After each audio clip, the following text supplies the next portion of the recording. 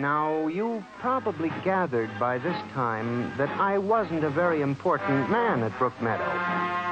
I hated Mr. Hawk with a passion because of his superior attitude, and because I knew that Miss Roscoe admired him as a man of strength and decision. I was secretly happy he was having trouble with his construction crews.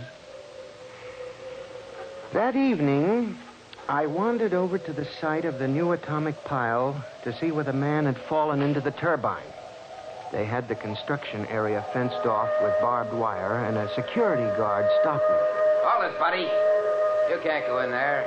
That's a restricted area. I'm Samson Gurney from the statistical section. Here's my identification. I'm sorry, Mr. Gurney. Nobody's allowed in the area. I see. We had a lot of the employees come over tonight to take a look, but nobody gets in. Orders. Tell me, was he, killed instantly? Like that. Yeah. This guy was checking a magnetic field inside the turbine, see? Right down inside it. It's all over. But if it wasn't hooked up... Look, Mr. Gurney, they got smarter guys than me trying to figure these things out.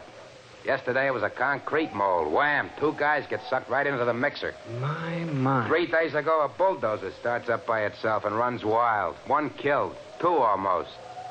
Go figure it out. You know what I think? Sabotage. We got more guards and FBI men in here than we got workers. Flea couldn't get through without proving he didn't come off a Russian wolfhound. Now, I'm a statistician. All my life, I've been interested in statistics. So, a simple-sounding thing like this started me off. I went back to the office that evening instead of going home, and for the next 2.5 hours, I computed figures on the probability of industrial accidents for the types of machines we were using.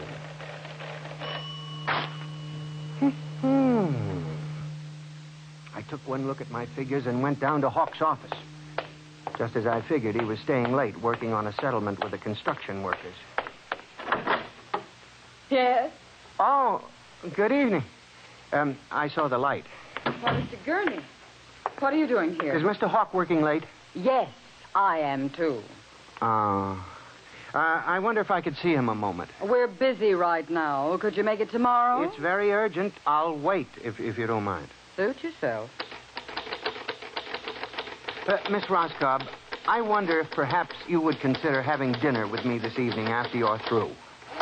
I have a date, Mr. Gurney. I was thinking we might go to Raymond's. They have very good spaghetti. Mr. Hawk has already asked me to have dinner with him at the Golden Shish Kebab.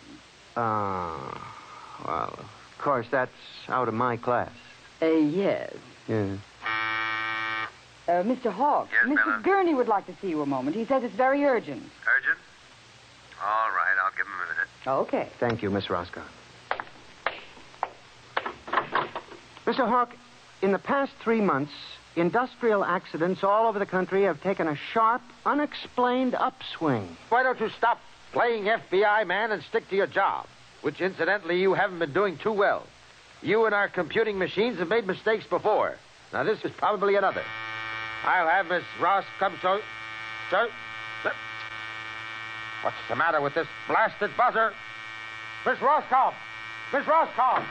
Yes, sir. Stop this blasted buzzer. Get a repairman, a mechanic, anything, but stop the thing. And you, Gurney, get out.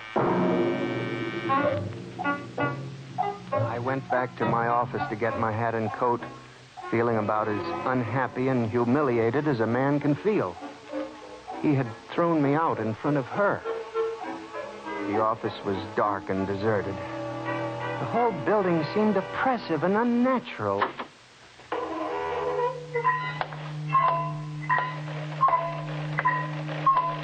I walked across to my desk.